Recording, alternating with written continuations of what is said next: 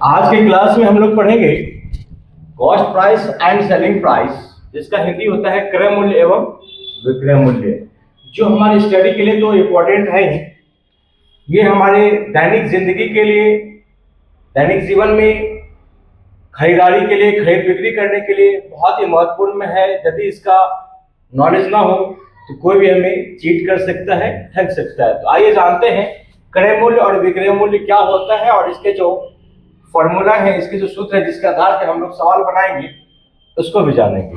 तो चलते हैं कॉस्ट प्राइस की तरफ। इसका इंग्लिश, इसका डेफिनेशन क्या होता है फर्स्ट जानने। The price at which a product is bought by a customer. In Hindi, क्रय मूल्य वह मूल्य जिस पर ग्राहक के द्वारा कोई वस्तु खरीदी जाती है, उसे क्रय मूल्य कहते हैं। अब बात करते हैं सेलिंग प्राइस की। The price at which a product is sold to a customer. जिस दर पे, जिस मूल्य पर कोई वस्तु किसी ग्राहक को बेची जाती है, उसे सेलिंग प्राइस अर्थात इन हिंदी विक्रय मूल्य कहते हैं। तो अब आते हैं हम लोग इसके जो मुख्य शब्दावली है, इसमें जो शब्द यूज किए जाएंगे उसका इंग्लिश का हिंदी भी जान लें। प्रॉफिट, जिसका हिंदी होता है लाभ। लॉस, जिसका हिंदी होता है हानि। मार्क प्राइस, जो कि किसी भी वस्तु पे अंकित मूल्य होता है, तो अंकित मूल्य जिसको शॉर्ट में एमपी बोलते हैं। कॉस्ट प्राइस को शॉर्ट में सीपी बोलते हैं, हिंदी होता है क्रय मूल्य। सेलिंग प्राइस को शॉर्ट में एसपी बोलते हैं, इसका हिंदी होता है विक्रय मूल्य। और डिस्काउंट का हिंदी होता है छूट।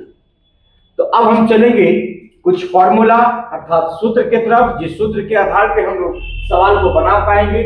इस पे जो आधारित क्वेश्चन होगा उसका हम आंसर निकाल पाएंगे, सॉल्व कर पाएंगे। तो आइए जानते हैं प्रॉफिट अर्थात लाभ बराबर क्या होता है, SP minus CP. In Hindi होगा विक्रय मूल्य घटा क्रय मूल्य। अब है लॉस।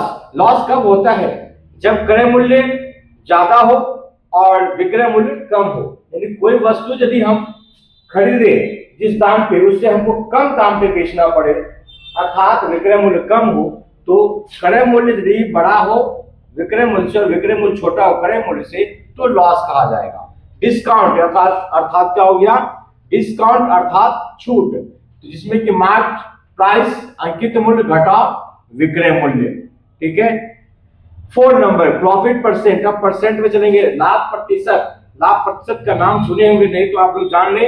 प्रॉफिट परसेंट या लाभ प्रतिशत इक्वल टू होता है प्रॉफिट बाय सीपी मल्टीप्लाई 100। इन हिंदी लाभ बटा क्रय मूल्य मल्टीप्लाई गुना 100। लॉस परसेंट अर्थात हानि प्रतिशत बराबर लॉस बाय सीपी मल्टीप्लाई 100। इन हिंदी हानि बटे क्रय मूल्य गुना 100।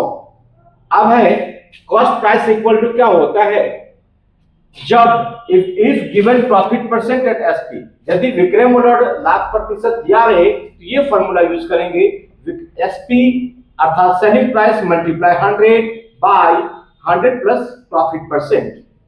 ठीक है। इन हिंदी विक्रय मूल्य गुना 100 बटे 100 प्लस लाभ प्रतिशत।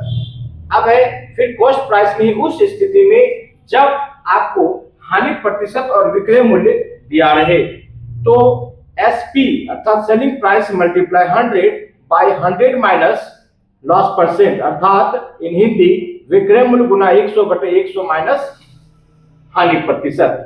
अब चलते हैं एसपी अर्थात विक्रय मूल्य की तरफ। तो उस स्थिति में जब कॉस्ट प्राइस और लाभ प्रतिशत दिया रहे, तो ये फॉर्मूला लागू होगा, 100 plus profit percent by 100 multiply CP. ठीक है। इन हिंदी 100 प्लस लाभ प्रतिशत बटा 100 गुना क्रय मूल्य।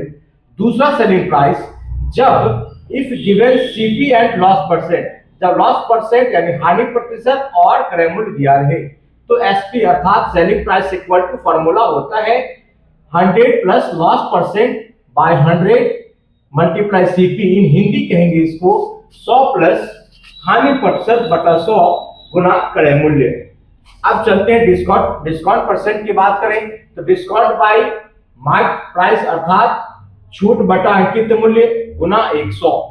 अब है if profit is made then CP, यदि लाभ बनता हो, ठीक है, अंकित मूल्य पे लाभ बनता हो, तो क्या करेंगे, MP minus under bracket discount plus profit.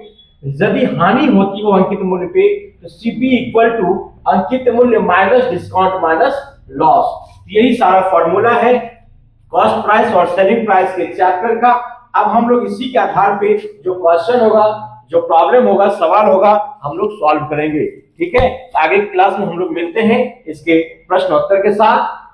तब तक आप लोग क्या करेंगे, इसको ज्यादा से ज्यादा सब्सक्राइब करेंगे, लाइक करेंगे, शेयर करेंगे और कमेंट करना नहीं भूलेंगे। ठीक है, best of luck, thank you.